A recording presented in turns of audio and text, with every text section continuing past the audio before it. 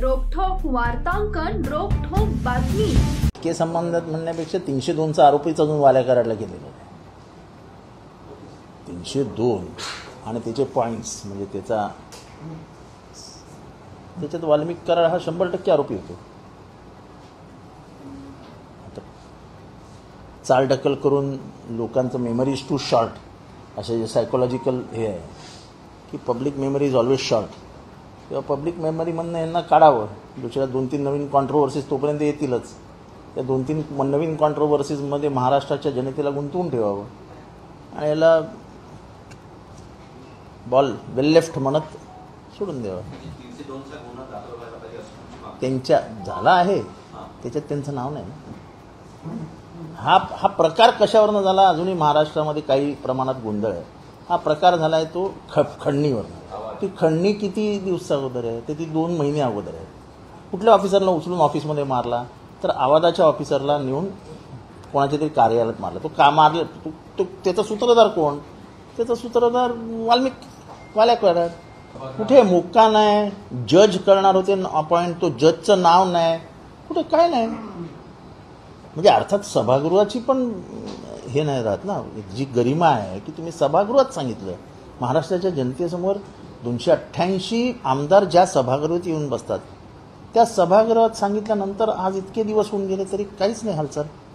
खरं तर 24 तासात फाईल मूळ वळून साहेब होऊन आत्तापर्यंत प्रोसिजर सुरू व्हायला पाहिजे होती चौकशीची. आत्तापर्यंत अजित पवारांनी कुठली जबाबदारीच घेतली नाही त्या प्रकरणात. फक्त त्यांनी धस साहेबांना खुणवलं. डोळा म्हणजे ते काय खुणवत होते ते मला काय माहीत नाही. त्यांचा उद्देश काय होता हे मला माहीत नाही. का मी समोर बसलेलो होतो, ते माझ्या समोर बसलेले होते. धस असे तिरके भाषण करत होते.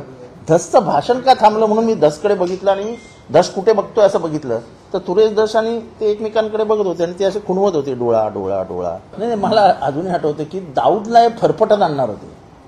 अरे तुम्ही वाल्या कराडला नाही आणू शकत, तुम्ही दाऊदच्या पर्यंत काय पोचणार हो? पॉलिटिकल अंडरस्टँडिंग शिवाय हे सगळं घडत नाही.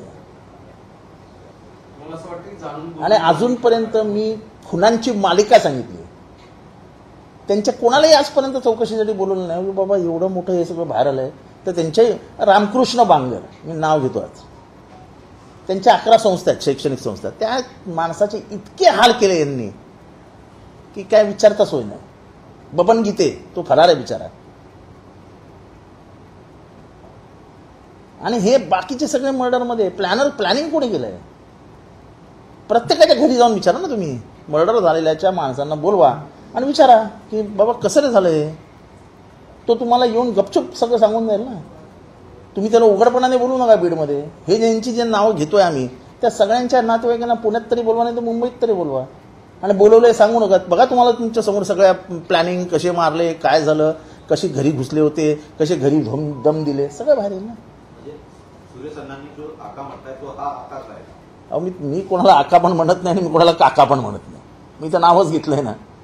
तुम्ही आका फिका म्हणणाऱ्यातला माणूस नाही. केरळ राज्याचा इतिहास किती जणांना मला माहिती आहे मला माहीत नाही अजून. केरळ भारतातलं एकमेव राज्य आहे त्याच्यात लिटरसी पर्सेंटेजमध्ये भारतात अनेक वर्ष ते 1 नंबरवर आहेत. शैक्षणिक प्रगतीमध्ये भारतातलं नंबर 1 राज्य महाराष्ट्र नाही आहे, केरळ आहे. सर्वात जास्त सुशिक्षित लोक कुठे आहेत? केरळात आहेत. जगाच्या पाठीवर सर्वात जास्त गेलेले कुठल्या राज्यातले लोक आहेत तर ते केरळातले आहेत. आपल्या देशाला फॉरेन करन्सी देणारं सर्वात 1 नंबरवरचं राज्य कुठलं तर ते केरळ आहे. आपल्या फॉरेन करन्सीसाठी आपला देश अब्जो रुपये खर्च करतोय.